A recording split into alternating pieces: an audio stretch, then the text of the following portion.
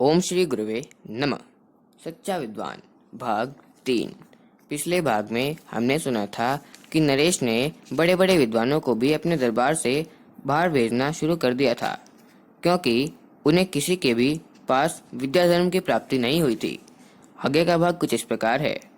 राजा शुद्ध थे और तुमने मान लिया।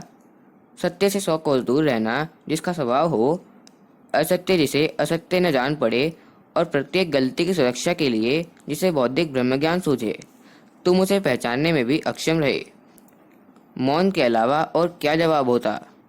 निराश नरेश एक दिन प्रातः कृत्य से निवृत्त होकर एकाकी जा रहे थे। तभी उनके कानों में वार्तालाप के स्वर पड़े। कोई किसी से कह रहा था, हे मलाक्ष, जानश्रुति पौत्रायण राजा का यश गिलों के समान फैल रहा है। उससे टक्कर न ले बैठना, कहीं वह तुझे अपने तेज से भस्म न कर डाले। अरे, तुमने इस साधारण से राजा को ऐसा कैसे कहा, जैसे मानो वह गाड़ी वाला रैक्व हो। दूसरे का स्वर था। राजा की उत्सुकता बढ़ गई। मंत्री और आचार्य के साथ खोज करते हुए वे उस स्थान पर पहुंच गए जहां गाड़ी वाला रैक्व रहा करता था। आसपास के लोगों ने उस पूरे क्षेत्र का नामकरण ही रैक्वपर्ण कर दिया था। जिस समय राजा अपने सहकारियों के साथ पहुंचे, रिद्धि रैक्व एक अचेत बालक को होश में लाने में लगे थे। पास की नदी से पत्तों के दोनों में पानी लाकर उन्होंने बच्चे के मुंह में डाला। बच्चा कुछ सचेत हुआ। उसकी गड्ढे जैसी आंखों में आंसू झरने लगे। अपनी गाड़ी से थोड़ा शहद निकालकर उसने चटाया। क्या कुछ नहीं था गाड़ी में?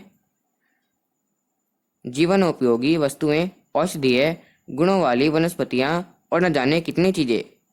बैलों के स्थान पर स्वयं जुटकर गाड़ी को खींचते हुए सारे राज्य में घूम घूम कर प्रत्येक के पास पहुंचकर स्वस्थ शरीर और स्वच्छ मन का विज्ञान समझाते रहते।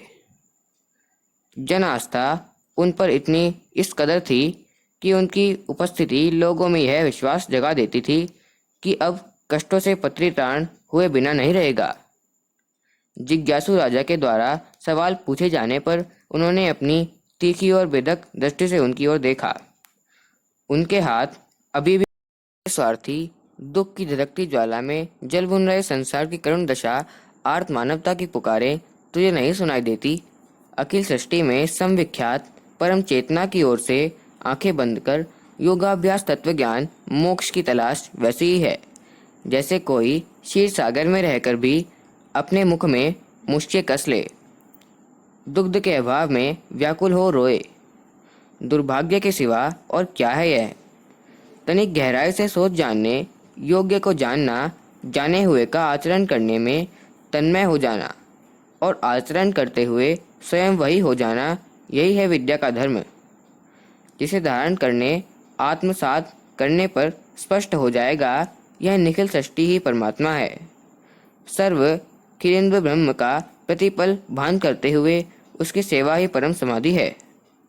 इस समाधि में अपने को पूर्णतया विसर्जित करने की अनुभूति ही तत्वज्ञान है। यही मोक्ष है, यही है कैवल्य, यही है परम योग। सर्व विद्याओं की सार इस विद्या धर्म। बालक अब तक पूर्णतया सचेत हो चुका था।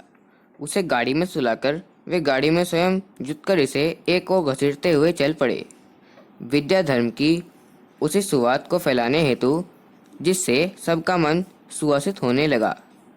अखंड ज्योति, मई 1991, पृष्ठ 42। ओम शांति।